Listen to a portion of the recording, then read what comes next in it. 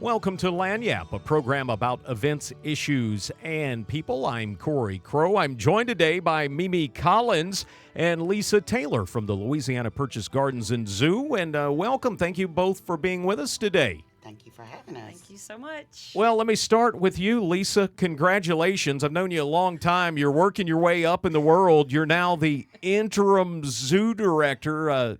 Tell me about what you're doing these days. A whole lot of, controlling the operations of the zoo out there, making sure all the visitors are having a wonderful time and all the animals are staying healthy, and our staff is kicking butt out there, making sure the zoo is staying on top of everything that we need to out there. Now, you do that with a lot of help from folks like Mimi Collins. She's the manager of the Zoological Society. Mimi, you've got a big event coming up. Tell me what's on the way. Well, we have Boo at the Zoo this Saturday from 10 to 2. It's going to be a lot of fun.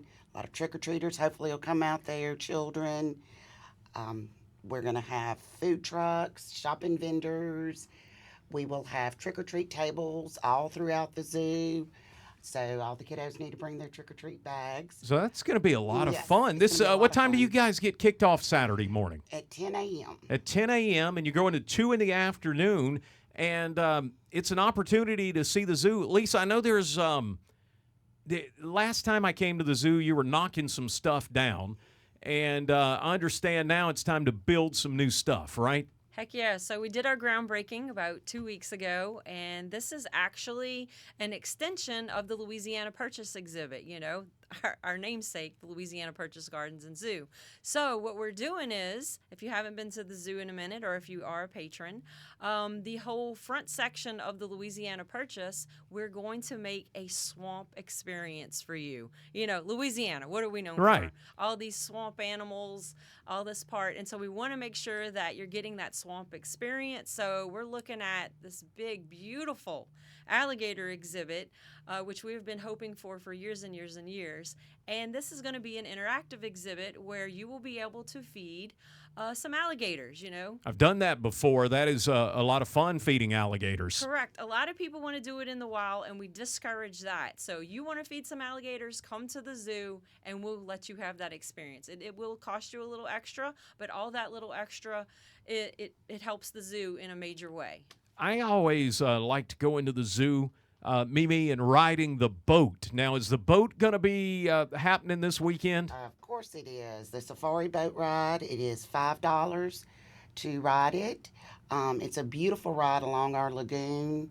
The animals are just so pretty, and it's such an enjoyable ride. And then when I rode the train, I would always think, this is like riding through the Sahara, the savannah of Africa or something back here in the back part of the zoo. Tell me about the train ride. What do you see, Lisa, when you go ride the train? So, riding the train, Corey, I'm so glad you brought it up because most train rides are just throughout the zoo. Ours actually goes through our exhibits, and you can see this big dromedary camel named Tut and get right up close to our zebras. And the ostriches are out there also, and everybody is usually, running around that yard acting crazy. And the train drivers are wonderful guys and will give you an amazing tour out there. But not to mention, you get to see our Texas Longhorns, which are gorgeous, and some of our Aldad sheep, also from Africa, and these crazy emu birds that are always running around kind of crazy from Australia out there. Do they ever want to hop on the train with the riders? I really think that if Tut the camel could fit on the train, he would be the engineer. I really feel like he might be. And the ostriches, if the train drivers slow down enough, they will always want to see what you got. If you got some popcorn or if you got some kind of treat in there, they're pretty nosy. Well, that sounds like a lot of fun. Now, Boo at the Zoo coming up this weekend. Mimi, tell me a little bit about, you'll raise money at this thing. And you do that, you have the big Easter egg hunt. You have big events throughout the year. What is that money that is raised by the Zoological Society? What do you guys do with that? Well, all money that we raise goes right back into the zoo. For instance, the sloth exhibit that is out there was funded by the Zoological Society. Any improvements that they may need, money towards animals, just every bit of it goes straight back into the zoo.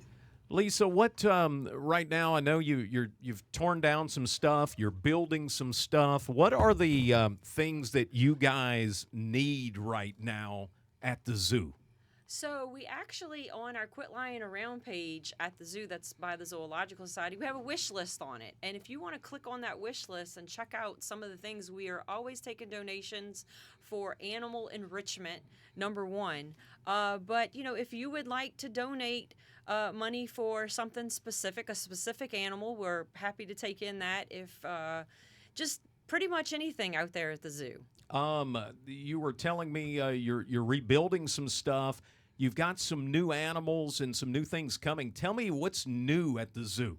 So, yeah, some new animals at the zoo. Like Mimi was talking about, we did do a grand opening for our sloth exhibit. Well, guess what, everybody? We're getting ready to make it where you can come meet the sloths in a sloth encounter after Boo at the Zoo. Hopefully, we'll have this all put together, and we'll be taking reservations on the website and, you know, throughout the zoo if you want to come get a one-on-one interaction with the sloths, which will basically be feeding a sloth and possibly touching one of the sloths and taking some pictures or some selfies with them.